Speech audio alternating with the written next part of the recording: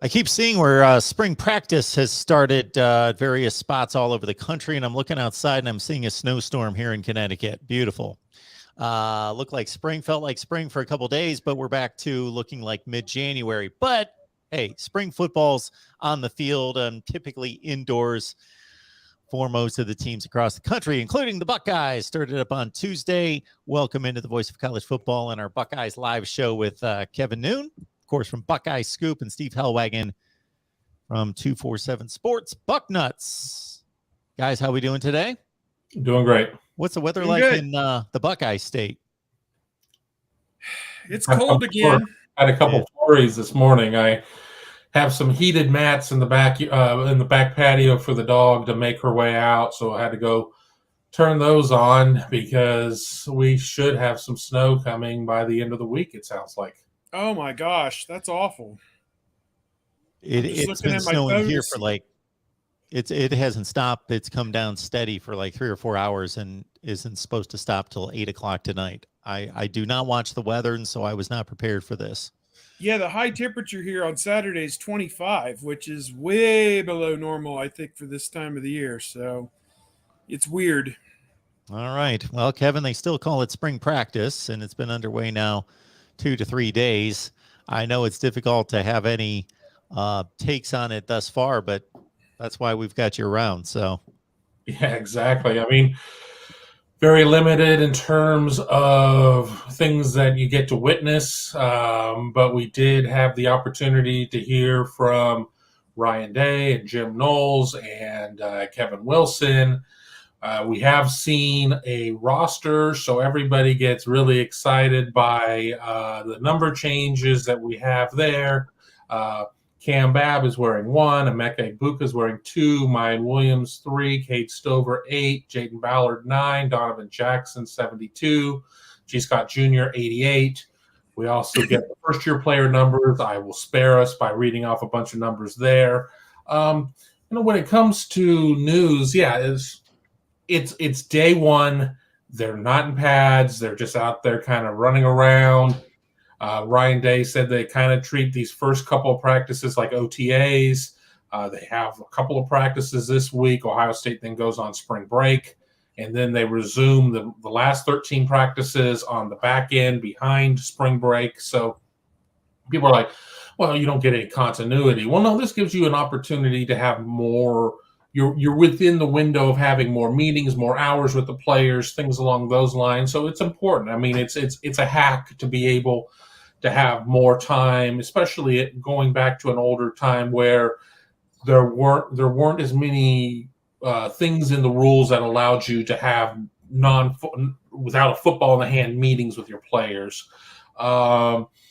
We did learn about a group of players that will not be going through spring practice this season. I don't think any of the names are really surprises. Lathan Ransom is on that list after his injury in the Rose Bowl. Tyler Friday, who missed all last season, is on that list. The one name that I guess that everybody would talk about is Harry Miller. His status is still really kind of unknown at this point, as he wasn't able to go last year, and he still remains on the list. And we just don't know at this point. And there's some other bits and pieces, but I want to leave some meat on the bone for Steve, so I'll tag him in here. Yeah, we got to watch the team stretch for about 10 or 15 minutes, and then we got to watch 3 5-minute periods, which were punt team work plus the defensive linemen and offensive linemen kind of working at separate ends.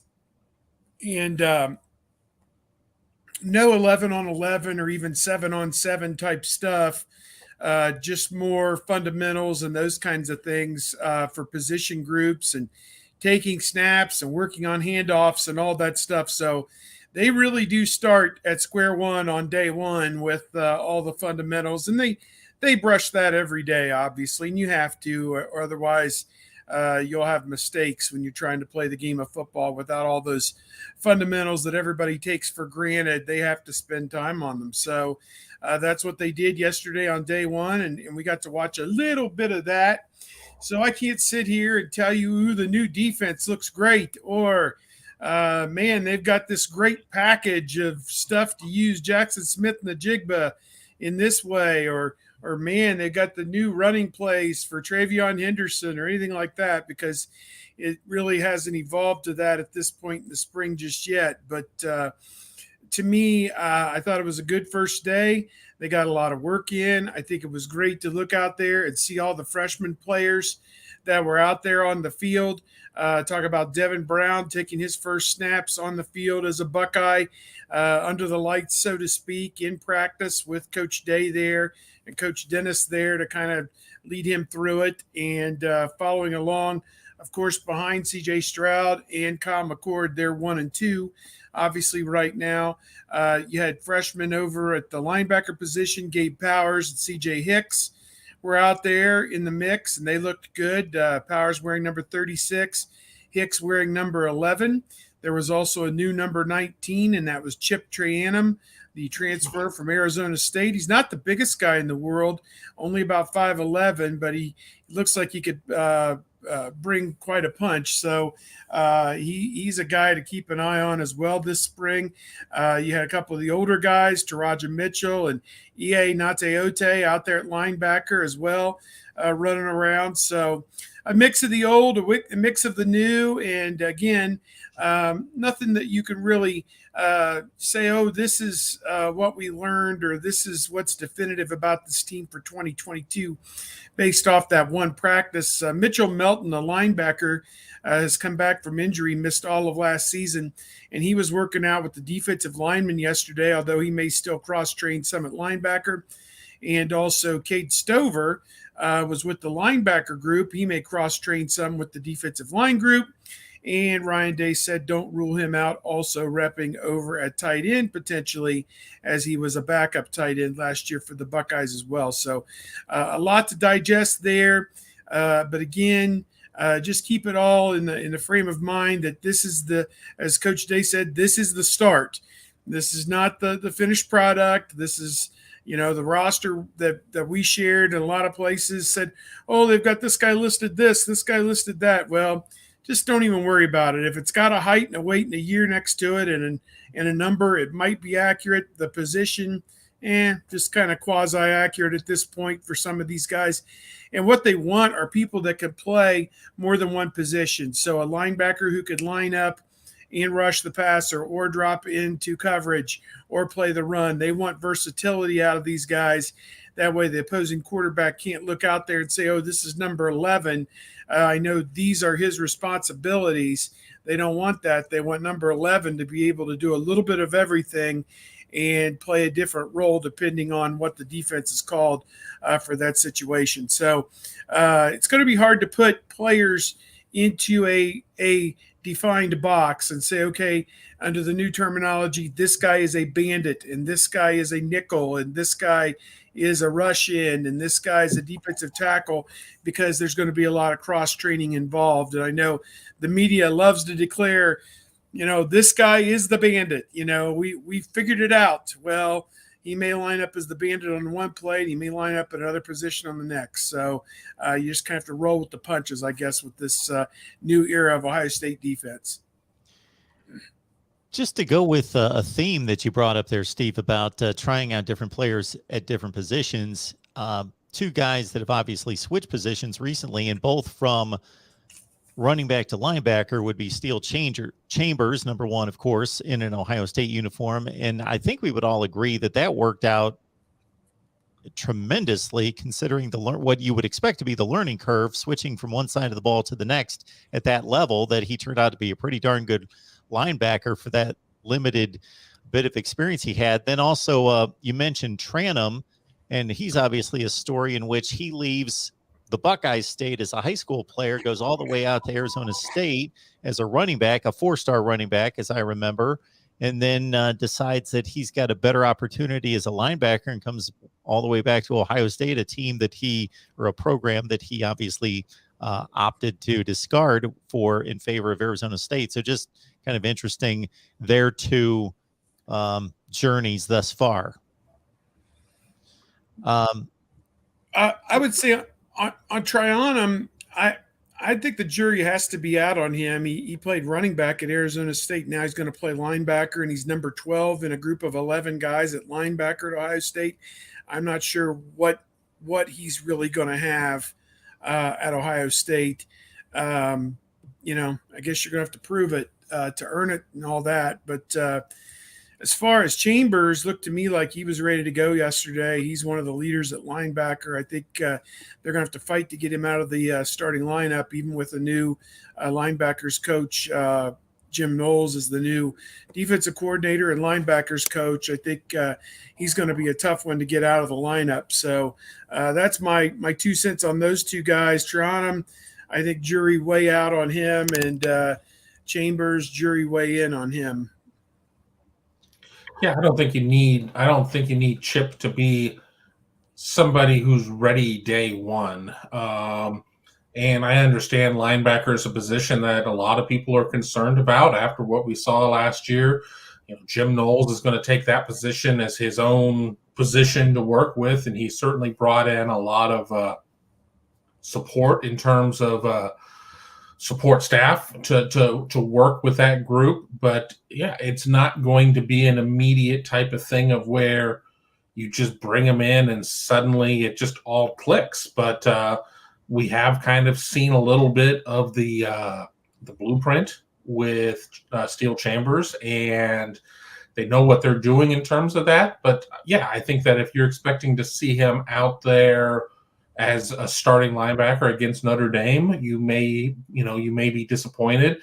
But I also think that there's a very real opportunity that we could see Chip out there playing a little bit in terms of linebacker in the opener. You just don't know, because the good news is you bring in a new staff, you don't necessarily have a lot of built-in expectations in terms of, well, I know this kid is this and I know this kid is that. I mean, the best players are going to play, and we certainly saw some guys emerge as the season went on with Steel Chambers. We saw Tommy Eichenberg have a tremendous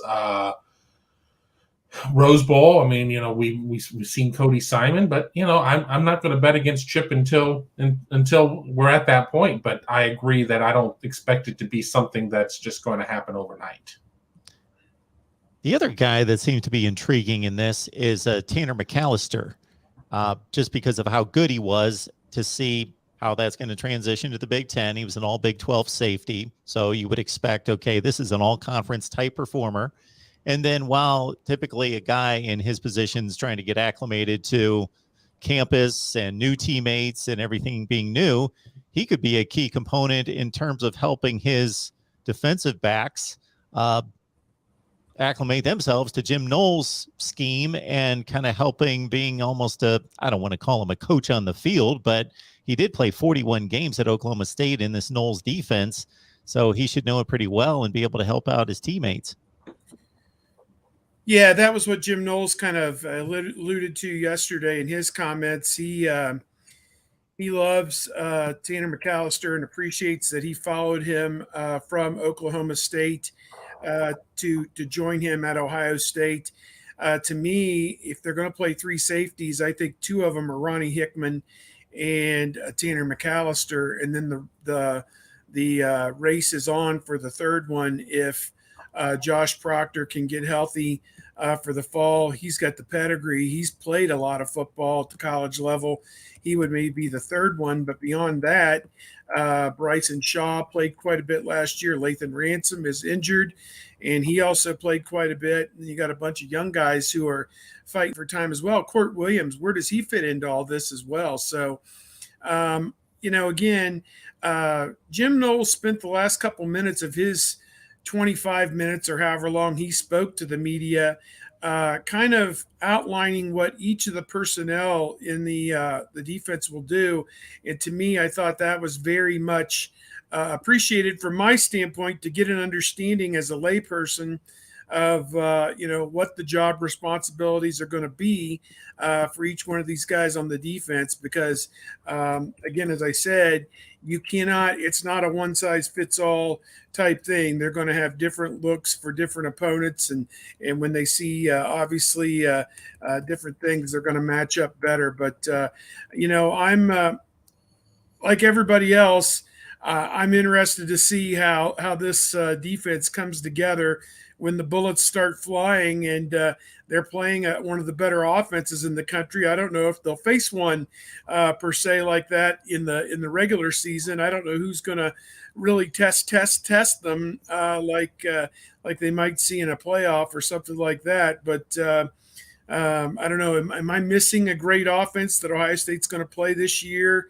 I don't know, but at some point the rubber's going to have to hit the road, and they're going to have to be great against the run, and we'll have to see how it be that the physicality that was kind of lacking at times last year is going to have to come back to the forefront. Yeah, we so desperately want Ohio State to declare it's too deep here on March 9th and be able to talk about it and fans to be able to discuss it and so on and so forth. And the good news is that Ohio State doesn't have to get there. And, we'll see players come back from injury and, knock on wood, we won't see anybody get lost to injury in the off season, but we just don't know. So it's fun to talk about who we think could be the three safeties when they have, their bandit, their adjuster, and their nickel there, with the adjuster being your middle safety and the bandit being your boundary guy, and then the nickel being the nickel. But what we think here on the 9th of March is immaterial to what we're going to see against Notre Dame in the opener. And the truth of the matter is, this Jim Knowles system is going to be a work in progress. It's not like he set foot in Stillwater and then magically they just became a top 10 defense. It's going to take a little bit of time. The good news is Jim Knowles is going to have a lot more 4- and 5-star talent that he did not have access to with the Cowboys. But, it's going to take a little bit of time, and I think that there's going to have to be a bit of an audition period to see what the right fit is, because the goal is to get the best 11 out there. Obviously, we're going to see some changes in what some of this defensive scheming is going to be, getting away from being so predictable, getting away from some of these other things. But, here, they're not even through practice number 2 yet at this point. So it's just speculation at this point. About 5 decent offenses, Steve. I'm going to go Notre Dame. I'm going to go Michigan 1 until I see the Notre Dame starting quarterback, Tyler Buckner. I'll go the other one 2, Notre Dame, and then I'll go probably Michigan State over Penn State until we see Penn State get some kind of running game going finally, and then Maryland will put them in there as a decent team. Iowa's really good elsewhere, but, man, the offense is just atrocious. And, of course, they're on the schedule. All right, Kevin Noon, Buckeye Scoop, Steve Hellwagon, Bucknuts, got to catch their work at their respective platforms, of course. And we hope, folks, that you realize that we've got these two, and typically Tony Gerdeman as well, every week. And they give over an hour of their time to our Buckeye show here and for comments and questions from all of you. So please consider the Super Chat contribution right here on YouTube. It's the little $ down at the bottom of the screen beneath the live chat section. Well, they lost 2 offensive linemen in Thayer Munford and Nicholas Petit-Friere. Those are 2 substantial losses. Sue is asking if the offensive line is going to be better this year. Well, I guess it's what is your definition of better? They made improvements in terms of not allowing sacks, but we saw, we didn't see a great run pass equality there in terms of results. So, you have a new offensive line coach in Justin Fry, and, I think we're going to see some different things there. But the passing game was so prolific. 95% of the time it all worked out fine, but the one time when they needed to be able to control the ball on the ground, really in the Michigan game, they couldn't do it. So I think that we're going to see a lot of the same faces. Obviously MPF and Thayer are going to be gone. You're going to move Paris Johnson outside, you're going to have DeWand at the other tackle, Luke Whippler at center, you're going to have probably Donovan Jackson and Matt Jones at guards. We're going to see quickly what Justin Fry is all about, what it is that they're going to be about doing. Let's not forget that the offensive line was a semifinalist for the Joe Moore Award, which goes to the nation's top offensive line. But I think when it kind of came down to it, they got exposed a little bit in the Michigan game, and I think that we saw some schematic issues there. So I think that we could see an offensive line that could have some more success. I think we're definitely going to see an offensive line that's going to be a little better suited in terms of run blocking. It certainly helps when you have a second-year starter in C.J. Stroud, a guy that finished fourth in the Heisman voting, a guy that's hungry, a guy that probably felt a little disrespected in terms of how all that went down, certainly felt disrespected in terms of some of the on-stage shenanigans that went on with one Desmond Howard. You just kind of go on from there. But yeah, sure, I think we could see a little bit more success. Yeah, I think it's going to be a very good offensive line. I mean, you can't make a determination whether it'll be better or worse until after the season's over. I mean, that offensive line, to my way of thinking, was very good.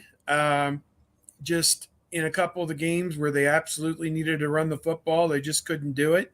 And yet they were outstanding pass protectors, and they threw for 1 million yards, and I don't know.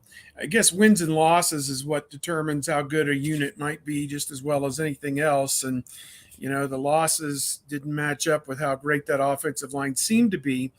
So again, it'll be different.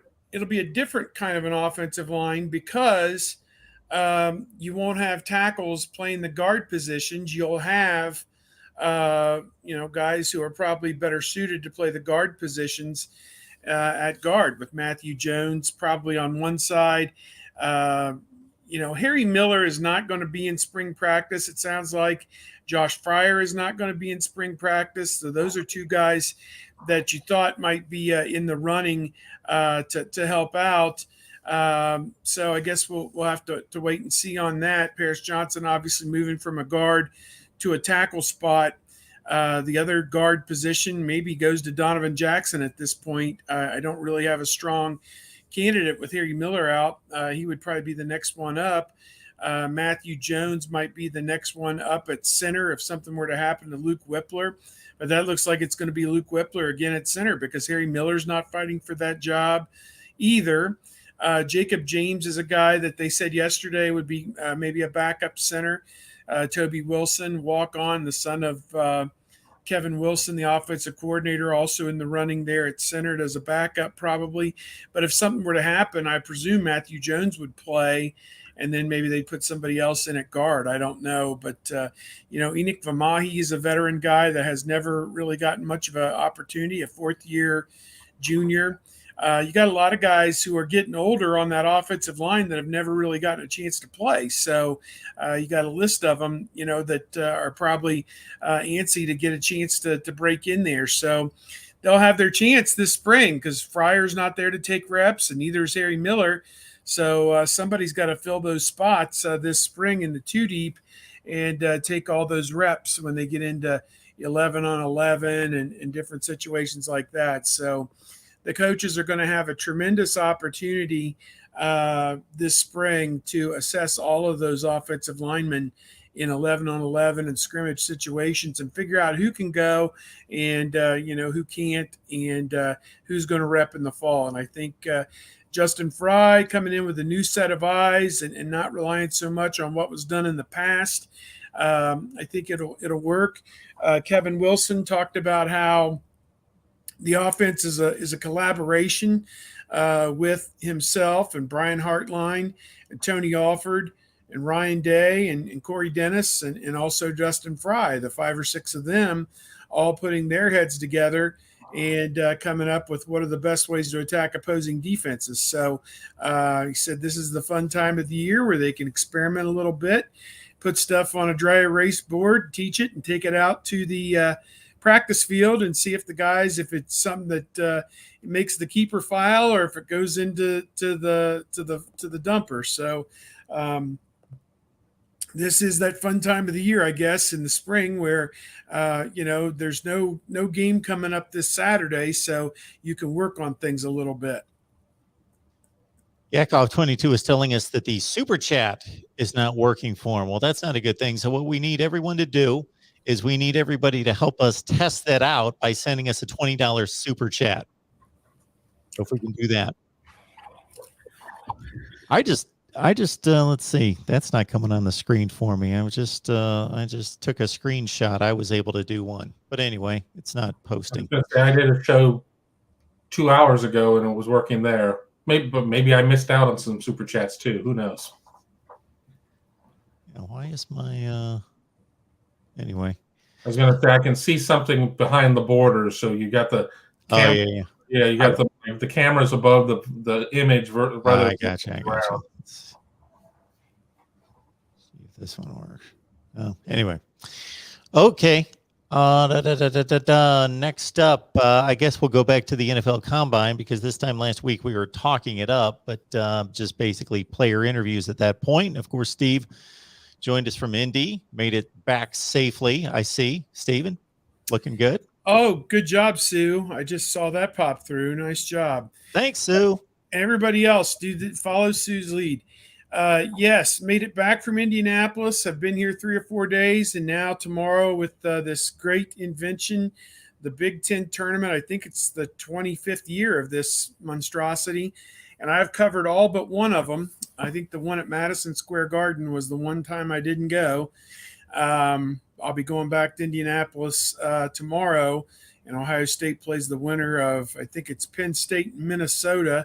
They're going to play them Thursday night at 9 o'clock. So we'll be going back to our second home, Indianapolis. I think I've spent 2 or 3 months of my life in Indianapolis, and there are worse places, I suppose, that you could spend a few nights than in Indianapolis. But yeah, the Combine was very illuminating in a lot of ways. I think we talked midweek, and the guys, I think Olave and Wilson were getting ready to run, and Olave turned everybody on its ear with his 4.27 or 4.26 originally that magically turned into a 4.38 or 4.39 upon further review. And so yeah, I think still anything sub 4.4 is outstanding.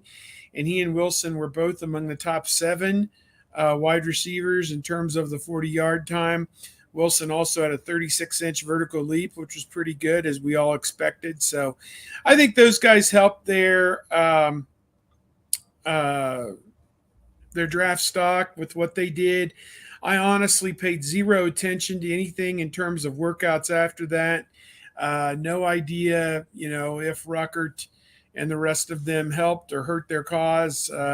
All quality people from the interviews that we conducted with them, and probably had very good meetings with NFL personnel. And Ohio State's Pro Day is coming up 2 weeks from today on March 23rd. And I'm sure that all these guys will be putting their best foot forward at that point. Yeah, Ruckert did not work out. He got dinged up in the Senior Bowl, so he's going to save it for the spring game. We all watch closely for the wide receivers because Ohio State's receivers, Olave and Wilson, are both first-round grades. I mean, it's a really deep receiver draft. Drake London from USC, Jamison Williams, formerly of Ohio State, Alabama. There's an Arkansas receiver. I mean, there are a lot of receivers that can go there. Now, the question is, and I asked this on a show of mine earlier today, who's got the higher ceiling between Olave and Wilson? And you can't necessarily put this in a vacuum because you go to a place with a bad quarterback situation and you run into some issues there. You just, the OC isn't about throwing it. I mean, you just don't know at this point. Ruckert measured in at 6'5.5", 252 pounds. I mean, about what was expected, but again, he measured in at the Senior Bowl. So, we kind of knew there. I was really interested about the defensive lineman. Tyreek Smith came in at 6'3", 254. Haskell Garrett, 6'1", 298. Neither of them necessarily had huge combines. I think they're going to be guys that are going to do very well at the Ohio State Pro Day. I mean, I think the good news is just, the Ohio State product obviously is very good, and Ohio State players translating the draft have been pretty good through the years. So I think these guys will do well, but this certainly is like one of my most favorite times of the year, short of not having college football. But going through all this, as we're seeing all these quarterback dominoes fall and everything else, and what this is going to mean for the draft, just as draft picks are moving around, back and forth as teams are reshaping. But I really like Olave and Wilson, not only to go in the first round, but to go. I don't think that maybe we see one of them slide into the top 10, but I think at this point, I think we see one go in the teens and we see one go maybe in the upper half of the 20s. You guys probably saw this number come down. Ohio State is the only school to have 2 sub 4.4 guys in the same NFL draft combine, and now they've done it twice. So Paris Campbell and Terry McLaurin were the first keymates. This is the stat I saw on NFL Network. I don't know that this was verified, but I figured they know what they're talking about. So McLaurin and Paris Campbell, first 4.3 guys in the 4.3s from the same team in the same draft combine, and now it's happened twice. Ohio State both times with Olave and Wilson. Yeah, it's too bad they don't have enough SEC speed on this team, and it's too bad. Yeah, I mean, obviously they seem to be doing something well. That strength training seems to be working out pretty well. I mean, I remember back in the day when they brought in Butch Reynolds to help these players with like the get off, and they're in that type of training. Well, whatever they're doing now seems to be working quite well because they've got plenty of speed. And if Olave and Wilson do in fact both go in the first round, it'll be the first time that Ohio State has had first round receivers go since, what was it, Ted Ginn and Anthony Gonzalez, Congressman Anthony Gonzalez. So. Yeah, and Gonzalez went with the 32nd pick to Indianapolis. He was the last pick of the first round, and a little bit of a surprise to many that he went there. They haven't had a first-round receiver since then. I think it's 15 years. Nobody. Really? Yeah, haven't had a first-round receiver since 15 years, yeah. Because they asked Garrett Wilson about that he's going to be the first in 15 years, and he was a little bit surprised by that. But, not even Michael Thomas or, anybody else in that time. Yeah, and hopefully we see Michael Thomas back on the field. He's really struggling with coming back from his ankle injury. Once again, Sue, thank you so much. Also, we got a contribution coming in from Roger Smith. Appreciate that, sir. Great job, Sue and Roger. Yes. Nice example. Sue, did any returning players stand out as in terms of bulking up, leadership, or anything else? We saw a picture of Marvin Harrison on social media today where it looks like he's bulked up. I mean, not quite to David Boston with the Chargers type of bulked up, but I mean, he certainly looks like he's filled out. All those receivers look like they've filled out a good amount. When it comes to leadership, Ryan Day got into this leadership council type of situation, which was a lot to follow. But I think the big thing is that they understand that so much of this goes with leadership, and maybe last year there were some breakdowns in terms of some of your on-field leadership or what have you. So they've really put a huge onus on leadership this year in terms of the off season. And while they didn't get into super specifics of it, claiming it as an internal thing, I would certainly expect to see I expect improvement. Excuse me. The first part of the question about guys who've maybe changed their bodies a little bit, we talked about Mitchell Melton. He's put the time that he had away because of injury, it seems, to good work. And let me see here if I can find him. He is up to 245 pounds. So that is a really good job by him.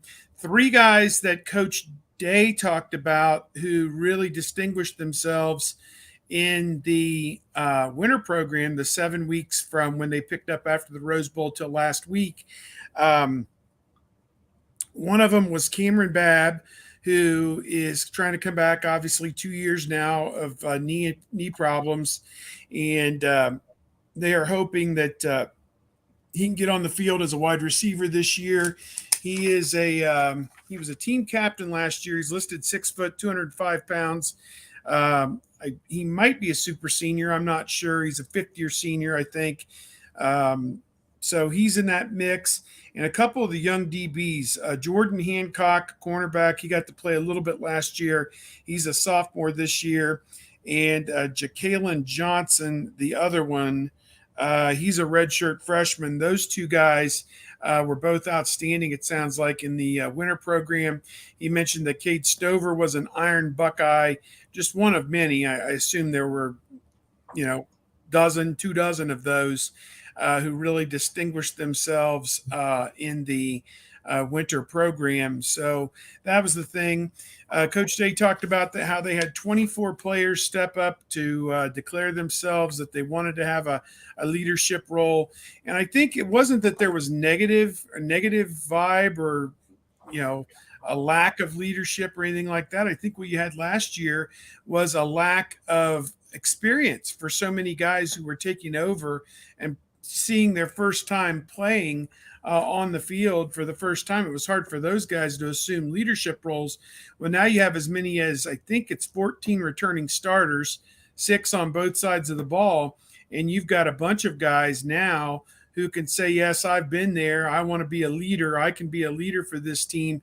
And, you get into a tough situation like a Michigan game or potentially a game at Penn State or something like that along the lines this year. And, those guys can step up and be the guys that lead this team to victory. So I think that was what Coach Day was alluding to is more leaders, better leaders, some leaders. I think that was probably, when your quarterback is a redshirt freshman and, it took the first half of the season for him to just worry about what he was doing before he became the leader of the offense. So, I think now he is a guy that everyone's looking to that, you're going to lead us to the promised land, partner. And so he's going to be, it wouldn't surprise me if he's a team captain and a sophomore and what figures to be his last year at Ohio State, third-year sophomore. So, just a lot of dynamics with this team. But I think between those two areas, guys who improved their physical attributes through the winter program and guys who have said, count on me, I will try and be a leader. And, it was very interesting. He talked about how they took those 24 guys, divided them into 12 two-man units, and then basically drafted the rest of the team around them. And I would envision you probably had one guy on offense and one guy on defense in each of those units to lead them. And then just, you're here and this is that. And they said that if somebody stepped out of line, was late for a practice, then everybody in that group had to do community service the following weekend. So it bred accountability, I think, for the entire group. And that can only be a thing. One of the things I noticed, Kevin, you'll know this, that when we show up, they do calisthenics for about 15 minutes, stretching, jogging in place, leaning against the next guy and swinging your leg and, stretching your Achilles and all this other stuff and your hamstrings and your groin muscles and all that stuff and getting ready, for a physical football practice.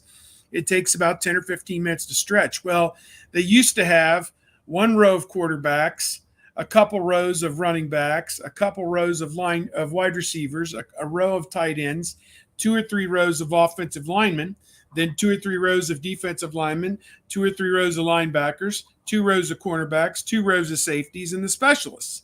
They're not doing it that way anymore. You had, the offense wears scarlet, the defense wears white. You had a row of red, then you had a row of white, then you had a row of red, and you had a row of white. And when you're leaning on somebody, it was a red guy leaning on a white guy. And to me, that breeds that full team camaraderie as opposed to we are just sequestered with the guys from our room. You do plenty of that throughout the rest of practice. When they're doing position drills, the linebackers are in one area, the defensive linemen are in another area. At least during the stretching, they are integrated. So I think that creates more of a situation where you have offense and defense together as one unit. Yeah, and it makes it more difficult to take photos because you knew, okay, I can just focus right here and get quarterbacks, or I can focus right here and get safeties or whatnot. But I think it is a good change to have. Something you really couldn't have installed during the COVID times, though, because even, at least in terms of appearances, you wanted to try and keep groups kind of sequestered or whatnot, so you wouldn't just sit there and Lord knows what you would end up losing if you had contact tracing or whatever. But I don't even want to think about any of that crap anymore. It sure looks good for pictures on the wide shot, but now you're going to have to hunt a little bit more for your favorite player to get that ISO. Yeah, if somebody would have asked me, and you guys are obviously so much closer to the program, I just watch the games and then just read and hear from you, but would have asked me, who are the leaders on this 2021 Ohio State football team? I would have said, well, your quarterback's supposed to be a leader, but he's only a freshman, so C.J. Stroud hopefully is growing into one. And then just to watch mannerisms and just body language out there, Chris Olave looks like a leader. He looks like he would be a guy that people would, his teammates would respond to, but they're difficult to pinpoint, at least for me, and have been the last couple of seasons. Yeah, I mean, leadership is such a hard thing because, again, we're all on the outside, so we can't say within the locker room who are the guys that really rally the team, or who do they want to play for, or who are the guys that, when things are getting tough on the sideline, that they step forward and say, hey, we've got to get this stop right here. Those are the people that you always tend to rally around, you hear from. And, those things can change on a given day. And, I don't know. In some regards, leadership can be a little overrated at times because, if you don't make plays at the end of the day and you don't have guys that can make those plays on the key moments of the game, then you're not going to win very many games. So that's ultimately what it comes down to. But having those guys who can make people around them play better and want to play better and go harder and try harder and fight through adversity, that's all a part of it. So I'm here for it. I'm here. It sounds good on paper, and I don't think last year was a great year of Ohio State football by any means. And, they did win the Rose Bowl. They've had better years than last year. Let's just put it that way. And I'm interested to see what they can do to kind of get it back to where it needs to be this year. Yeah, we like to talk about leadership. We like to write about leadership, but, it's not one of those things that is really easy to sit there and tangibly see. I mean, yeah, you can see somebody going in there and during a practice and, helping his teammate out, hey, do this or that. But, is that truly leadership? I mean, I think it's one of those things that you want to know that there's good leadership. You want to know that there are good practices in place for all of that.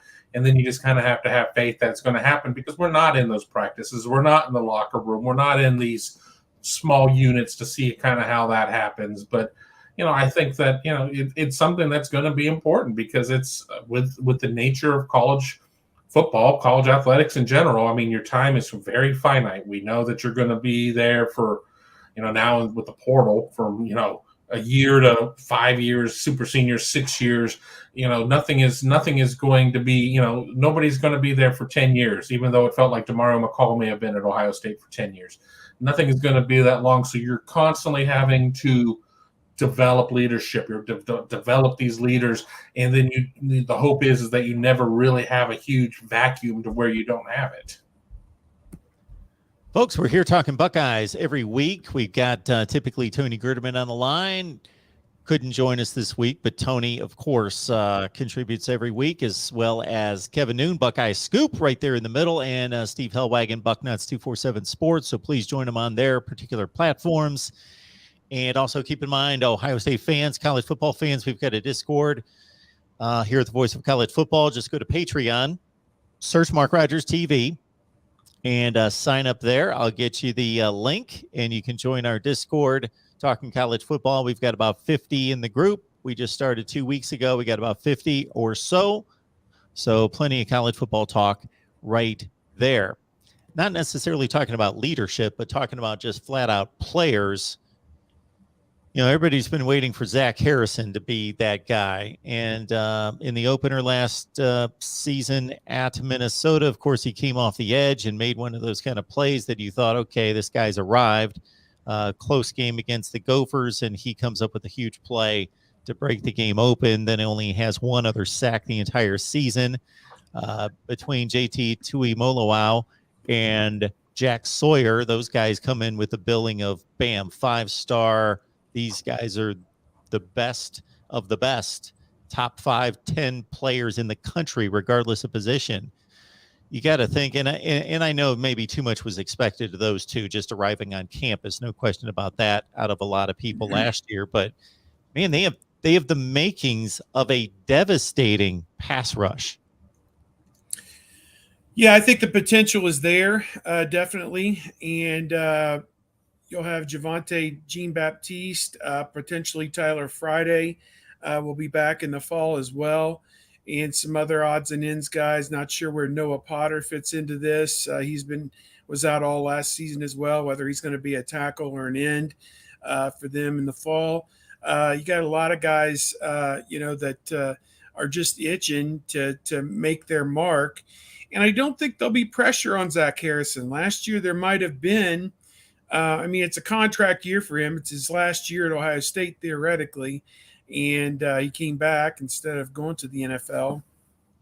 And he needs to have a good year. So in some regards, there is a little bit of pressure on him to have a good year, but he doesn't have to feel like he has to be the only guy who can sack the quarterback to start the season, because you have Sawyer and you have Tuimoloau, who are proven commodities, who are starting to come on and really play some great football by the end of last season. So did not having Tyreek Smith around, is that going to hurt? Maybe a little bit, but they'll find other guys. I don't worry about that. And it's becoming a veteran group, obviously, right before our eyes. If you count Sawyer and Tuimoloau now as veterans, second-year players, you've got experienced guys who've been out there with the bullets flying, and they understand now how important it is, even when a team is trying to negate the pass rush by getting rid of the football quickly,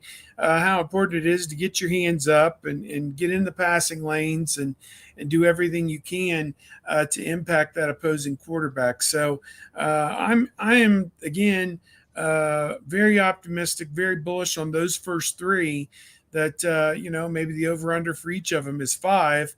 And if that's the case, that's pretty good. Maybe they get 6 or 7 sacks, who knows?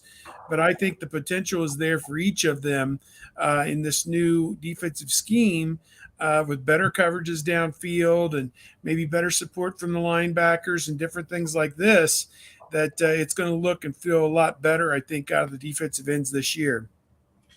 Jim Knowles isn't afraid to send the house and run that cover 0, and I think there's going to be opportunity for more production points to be out there for the defensive line to get out there and wreak havoc and do some things. You just don't know. This better play by the line makes the secondary look better. Better play by the secondary can make the line look better. It's all interconnected. It's a team game. This is not a game where necessarily one person can go out there and completely change the world. Obviously we've seen game changers named Bosa and Young and guys like that. But if you look at those teams as well, there were a lot of dudes around them. You know what? Bosa's, you have Bosa and there's nobody else there. Put 3 guys on him to block him, and he's not going to be doing what he's doing, and everything's going to be hunky-dory. So, I'll be interested to see what happens with this new scheme, with what these new responsibilities are. You certainly have a grizzled old veteran, and I say that in the most affectionate kind of way, in Larry Johnson, who's the only holdover on defense. How is that going to work with new defensive coaches in Knowles and Eliano and Walton? How is that all going to work? I think that there's going to be a feeling out process, not only from player to coach, but from coach to coach as well. But I think it's fair to have some big expectations. Absolutely, absolutely. I am searching for questions and comments. We got plenty of comments. Not finding anything. Looking at all the videos that have come in throughout the week and all the comments coming in.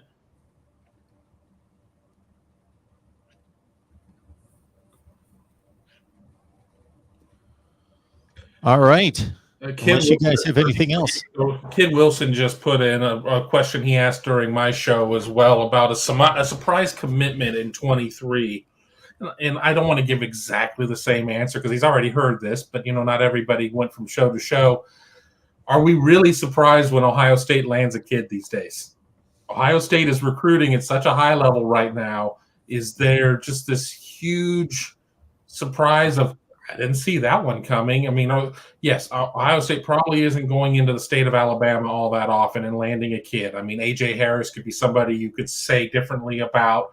Granted, he's right on the Alabama-Georgia border. Is that really Alabama? I mean, it's not like going into Auburn or Tuscaloosa and landing a kid there. I certainly know that I saw Steve Wiltfong from 24/7 go out and put a crystal ball on Tackett Curtis, the linebacker out of Louisiana.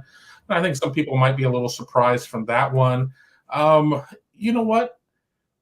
What about somebody like Cormani McClain, out of South Florida? I think that a lot of people might be surprised there. I think Ohio State's got a much better chance, regardless of what some crystal balls out there are saying. I think people might just say with him or with Brandon Ennis or somebody like that. I think Ohio State could have a big year recruiting South Florida right now, just as a lot of things have kind of been overturned in terms of coaching movement. Kai Fresh here brings up a player I was going to bring up that seems to be a tandem deal with his brother, Labias Overton. So the 2022 class, you guys correct me if I'm wrong, we've got Connerly, the big offensive tackle out of the state of Washington, who's arguably the best offensive tackle in the class. He has yet to sign. And the other one is Labias Overton, a top 5 defensive lineman. And they're two of the only top 300 players in the country who have yet to sign for 22. I saw something on social media the other day that gave Ohio State fans some hope that Overton was going to come to Columbus, although I'm seeing everything else point in the direction of the likes of Oklahoma, Oregon, Texas A&M, and elsewhere. Yeah, I know we had a story on our site about Overton. I didn't read it, unfortunately, so I can't. I read it. Okay, well, what's the gist? He's supposed to be taking a visit, official visit, the weekend of Ohio State's spring game. Okay. Obviously, that gives you an opportunity. I don't see the kid going to Oregon. I honestly don't. Especially with them going through their coaching change and everything else. But I think that's probably the connection, Kevin, isn't it? He's from Georgia. I'm guessing Dan Lanning recruited him at Georgia, and now he's going to Oregon. Fine. I just... Yeah, I understand what you're saying, but I think that's what the connection is. Throwing Oregon in there. In Oregon, if you're west of the Rockies, they got a puncher's chance on a lot of players there. But, color me unimpressed with Oregon's national reach. I just don't. I don't feel it. To get to the question, though,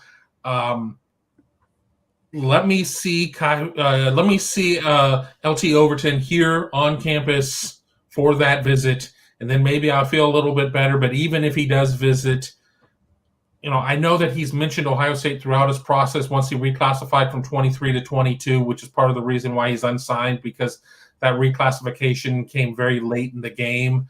I would without a doubt take the field over Ohio State right now.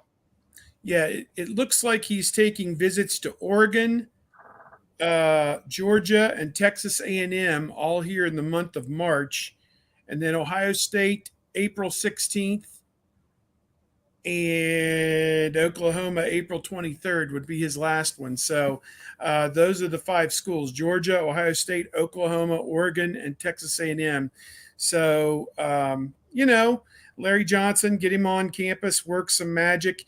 He is ranked in the composite at number 18 in the country for 2022. I think he was a little higher when he was ranked as a 2023 player, maybe even in the top 5, but or if not number 1. But he has reclassified and obviously wants to start his NFL clock and his name, image, and likeness clock. So this is not a good development, just in general, in my opinion. You have guys, 17 years old making this jump to college that may or may not be ready emotionally or physically. And I'm not making comments about LeBeus Overton one way or the other.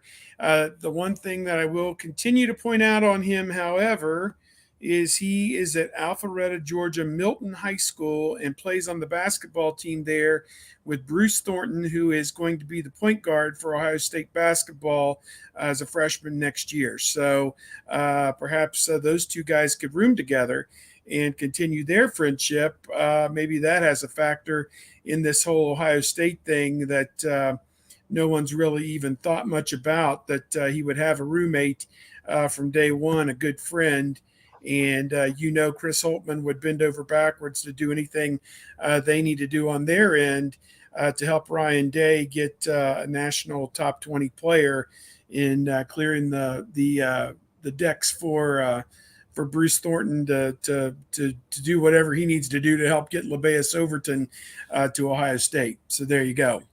I mean, the good news is in terms of this reclassification, I mean, we may see it here and there, but I think we may end up seeing some kids that end up costing themselves money in the long run because they get there, they end up in bad situations. And this isn't a Quinn Ewers comment. This isn't, Quinn Ewers made his money at Ohio State, transferred to Texas.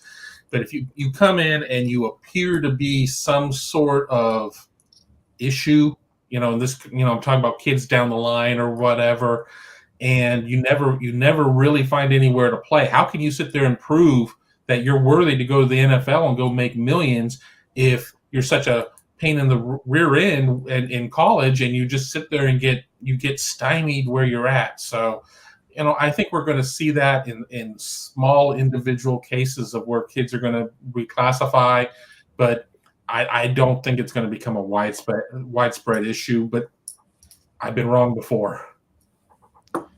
I believe some of the optimism surrounding Oregon and Georgia also had to do with Micaiah Overton, his brother, who's already in school and has played at Liberty. He's transferred, and both Oregon and Oklahoma have offered his brother in addition to offering LeBeus. So don't transfer for family. Ask the McCulloughs after Dad left Indiana after a cup of coffee to go take the job at Notre Dame.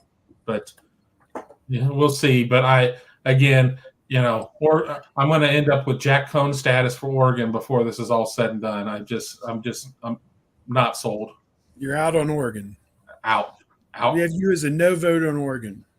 Okay. No, that's a no from me, dog. Last question. So dog, check it. I think you're just a little pitchy. I miss old Randy. Man, where's he at? Dog, check it. Steve, you got to fill in the rest of us. From American Idol. American Idol. Randy. Oh, Randy dog. Yeah. Okay. Dog, check it. All right. So dog, check it. I didn't make that connection. I'm a no, I thought that was an inside joke. Okay. I'm a no, dog. Randy. Everybody was dog. He loved 98% of the singers, but if you were really bad, even Randy had to call a spade every now and then and say, I'm sorry, dog. I'm a no. That's a no from me, dog.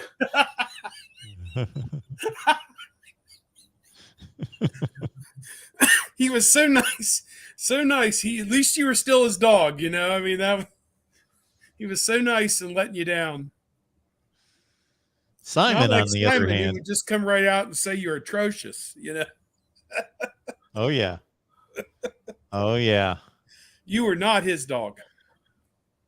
Row the Bow. We'll catch up with you next week. How about that on elite teams in college football? I don't think much has changed in the last 2 or 3 months. I think we get the same 3 or 4. But we can table our possible breakout teams at some point in the next 6 months. I'm sure we'll get to that. All right. Appreciate everybody being here. About 100 on the line. Check out what you missed. The video is going to post here in just a couple minutes. So as usual, we've got the most people on the line at the end of the show. So check out what you missed as soon as the video posts. Kevin, Where can the folks find you? Yeah, you can find me over at BuckeyeScoop.com. On social, you can find me on Twitter at Kevin_Noon. And of course, you can find me on my own podcast, which I never know when I'm going to run it, but you can find me at Big Me Kickoff. Steve. Bucknuts.com, covering all the Ohio State news that's fit to print, football, basketball. We've got interviews tomorrow that we'll be going to. And then off to Indianapolis for the basketball coverage over the weekend. We'll be there as long as the Buckeyes are there. And then we'll come home and we will regroup for the NCAA tournament, the biggest sporting event in the free world. Starts next Thursday. Well, actually starts Tuesday with the first four. But, yeah, looking forward to that. And more spring football as we go along. Just bucknuts.com and Twitter at Steve Hellwagon with an E on the end and just one L in hell. So remember that. But, yep, that's what we'll be doing. And those Buckeyes are reeling right now. Yeah, 1-3 last week and dropped out of the top 25 and have really doinked up their seed. I mean, they were a 4 seed after they went to Illinois about 2 weeks ago and beat them. It was almost to be 2 weeks ago tomorrow. And they beat Illinois on the road, and they were projected as a 4 seed, and now they're down to a 7 in a lot of the projections. And, you know, you may win your first game, but after that, you're playing a top 10 team. And, you know, good luck beating a top 10 team to get to the Sweet 16. Probably about a 15 or 20% chance of that happening at this point.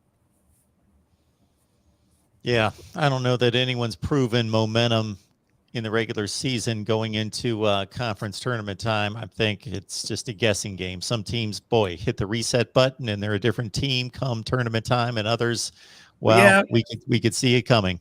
They lost 4 in a row last year down the stretch, and then got to Indianapolis and won 3 games in 3 days and beat 2 ranked teams and lost Illinois in the championship in overtime. So anything can and will happen, I guess. But you know, I don't think this team is stretched thin as it is with injuries and everything else has got that kind of a run in them. But guess we'll get to Indianapolis, and that's why they play the games. Yeah, with Kyle Young already declared out for the first game and Zed Key being a game-time decision. I mean, obviously, I don't think they need either of them against Penn State or Minnesota. But if they get through that game, then they get Purdue. And while I think you can get away playing small against Purdue, you better be hitting your outside shots. Yeah. The injury bug has been very cruel to them this year. Yeah. Folks, we hope to be back next Wednesday, but that's why you turn on those notifications to know when we go live. So keep it locked in here at the Voice of College Football. Track Kevin's work, Steve's work as well, and we'll see you back here next week.